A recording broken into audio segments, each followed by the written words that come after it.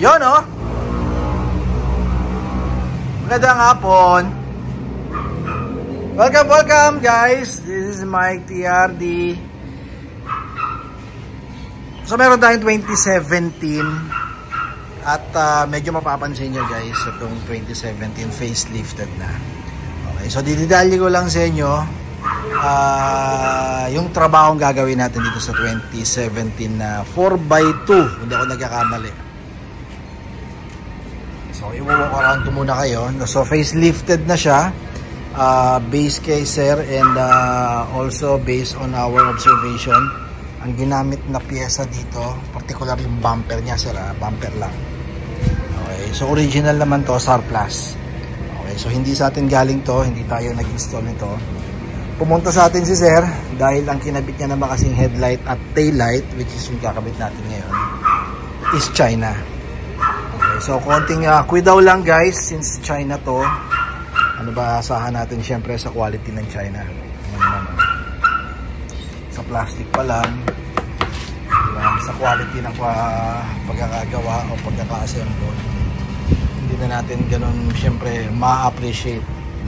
Okay, so yun ang gagawin natin, papalitan natin to. Hopefully maging plug and play lang to kasi kinonvert na rin to for sure dun sa pinagpakabitan ni sir.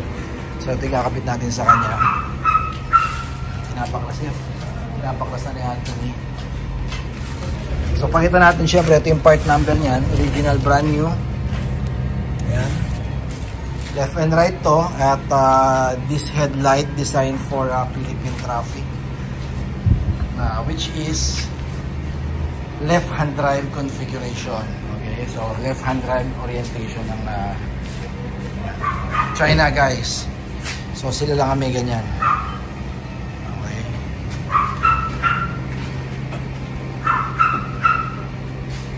China yan. So papalitan natin yung headlight na yan. Since China to, ipapalit natin original. This is a brand new original. Sabi ko nga, left hand drive configuration.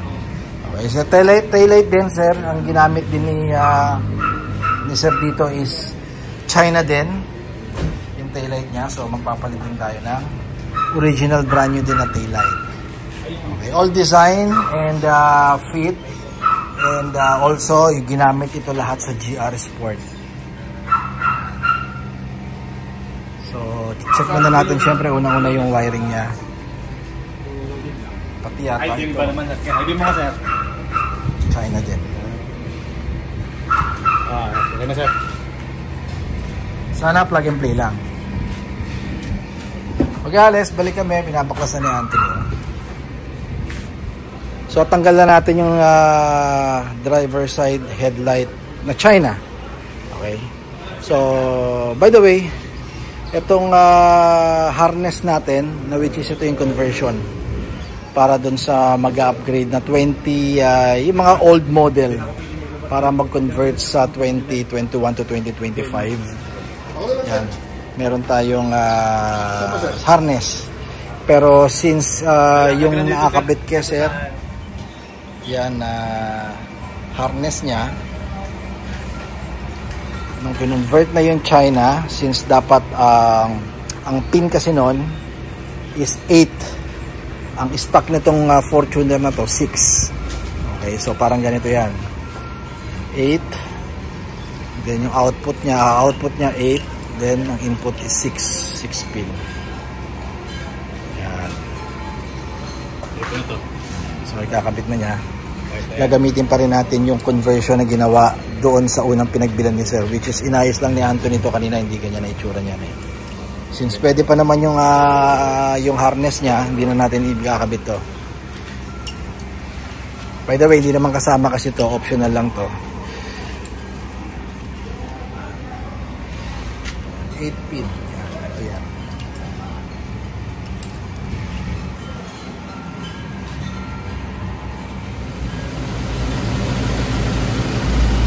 Yan guys, i-ano muna natin, check muna natin since inuna natin palitan yung left side, driver side. Original yung kinabit natin. Then yung sa right side naman, which is the passenger side, yan yung China.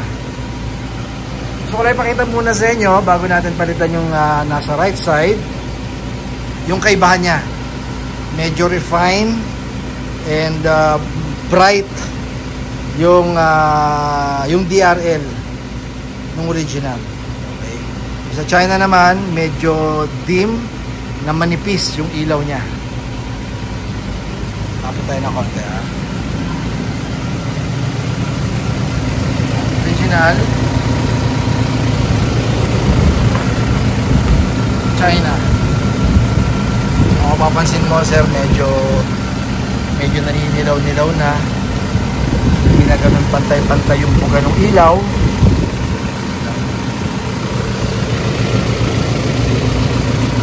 Hindi katulad ng original talaga.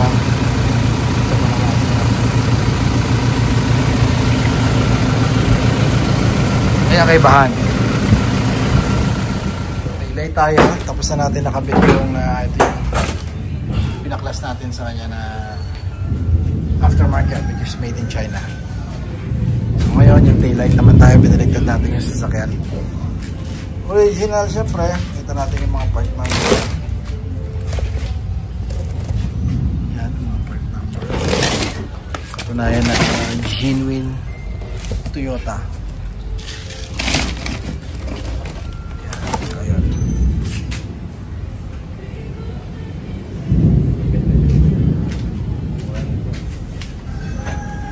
Sasag eh. Yung karugtong dito.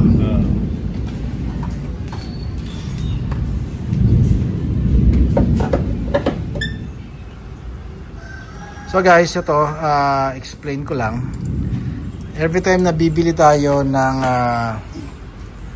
taillight ng pang GR Sport na 2025, ku-convert natin sa 2016 hanggang 2020 model, kasama na yung harness or yung conversion wire, okay, para sa tailgate. Kasama na yan dito sa presyo natin na 52,000. Okay,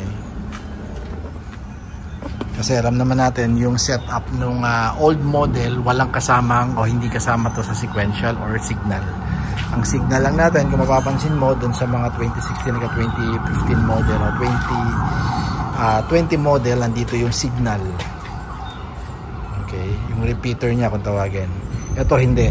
So extended yan from here papunta rito. So kailangan tayo magpatakbo ng bagong wire dito sa tailgate. Unlike before, ito lang. So kailangan natin ito. So don't worry, this is a LED. So hindi kailangan na makapal na wire dahil hindi naman yan umiinit ng sobra. Okay, since LED naman ang gamit yan.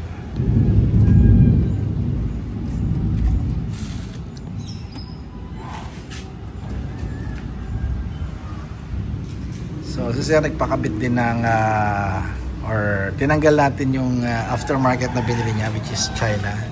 So ito yung kaibahan ng yung mga aftermarket lang na piyesa tulad ng emblem na to, China. So kung mapapansin mo, bilad, ulan, di ba? Tuyo, basa. Yan ang mangyayari pagka hindi original. So kakabit natin, pakita natin yung pan-GR talaga na glass emblem. This is a plug and play, may guide yan, no? Katulad yan, ito na flat lang. Ito may guide. Yan na. May guide naman yan eh. Yan, ito yung part number niya. Japan, Japan. Then habang kinakabit. So guys, final video tayo. Pakita natin yung headlight orientation na kinabit natin dito sa 2017 converted na GR Sport. Yun, no? So hindi siya naka-dim lang yan na headlight. So hindi pa naka-bright yan. So as you can see guys, papakita ko yung illustration niya doon sa pictures. Papakita ko dito sa video kung kaibahan ng left hand drive sa right hand drive. So si TRD Parts, kami po yon. Ang binibenta po namin na headlight, particular na GR Sport na headlight, is designed para sa Philippine traffic or yung tinatawag na left hand drive country katulad ng Pinas. Alright? Sa Japan, Thailand, mga right hand drive country po yan. So ito ang kaibahan sir at ito ang catch dyan. Since left hand drive, nagda-drive tayo sa left side o sa right side ng road. Then ang tendency niyan, syempre kung mataas ang driver side mo, since nasa kanan tayo, pag mataas po yan, makakasalubong mo kagad o yung mga makakasalubong mong traffic sa left side na of the road is masusunog or masisilaw mo kagad. Okay, so yun ang kaibahan. Baliktadin nyo lang yun pag itong nasa left side naman kayo ng daan. Kung ang headlight sa kanan nyo is mataas, masisilaw nyo rin naman yung makakasalubong yung traffic. Alright, yun ang kaibahan ng left hand drive orientation sa right hand drive orientation na headlight. Okay, so tayo guys, binebenta natin is design para sa Pilipinas. Hindi ito design para sa Thailand, hindi design para sa Japan or yung mga right hand drive country. Kaya kung ano yung nabibili sa kasa, kung ano yung nabibili sa Toyota Philippines, yun ho ang binebenta natin. Yan ang katunayan, no? From here, aangat siya kasi medyo mababa po ang driver side. Okay, babright nyo na lang yan kung talagang nasa freeway kayo para mas malinaw. Alright, then sa taas, sa kabila, sa papuntang sa right side, mas mataas na po doon. Okay, so para hindi kayo magkakaroon ng poor visibility. Okay, yun ang kaibahan niya. Kaya baliktarin nyo lang, pagka right hand drive naman yan, mataas agad dito, mababa doon. So magkakaroon ka ng poor visibility doon sa right side mo. Okay. So binibenta natin itong headlight na to, 98,000, wala pong installation, walang conversion. Okay, so may additional tayo para sa conversion naman ng ganitong klase ng headlight. Original guys, brand new. Kinabit natin dito sa 2017 na Fortuner. Okay, so punta tayo sa likod. Ina-hazard lang natin para makita natin. So again, this is a GR Sport na taillight, brand new original. Sequential siya guys, pareho ng 21 hanggang 2025 model na LTD and GR Sport. Pareho sequential yung repeater niya, both left and right. Then pakita rin natin yung stock ng 2016 hanggang 2020 na model na taillight. Medyo malaki na kaibahan kumpara dito. Ito medyo may pagka Lexus type headlight na taillight ang ginamit dito sa 21 hanggang 2025 na top of the line na Fortuner. Right. So dito naman binebenta natin ito ng 52,000 kasama yung harness niya. Yung harap guys 98 yon, walang harness, walang installation. Then nagkabit din tayo ng yung GR Sport na emblem which is 7,000 ang benta naman natin.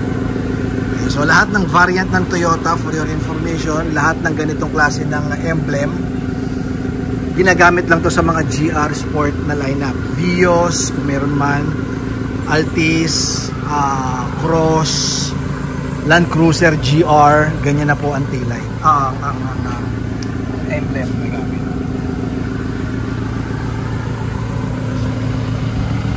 Yun, no? Ogi. So once again, 2017 na 4x2. This is also 2GD engine pa ang gamit dito. Okay, so yan din ang gamit ng mga 4x2 maliban sa Q variant na mga 2025 model. So thank you kay Sir De Guzman from Parañaque pa si Sir for trusting us. Follow PRD Parts sa Facebook page, yung may Philippine flag sa dulo. PRD Parts sa TikTok, PRD Parts sa YouTube channel natin. Viber guys, nasa upper right ng yung mga screen, 0917-888-1133. Mike TRD here na nagsasabing don't settle for anything less. Follow guys. Toyota is still the best. Keep safe everyone. Bye bye.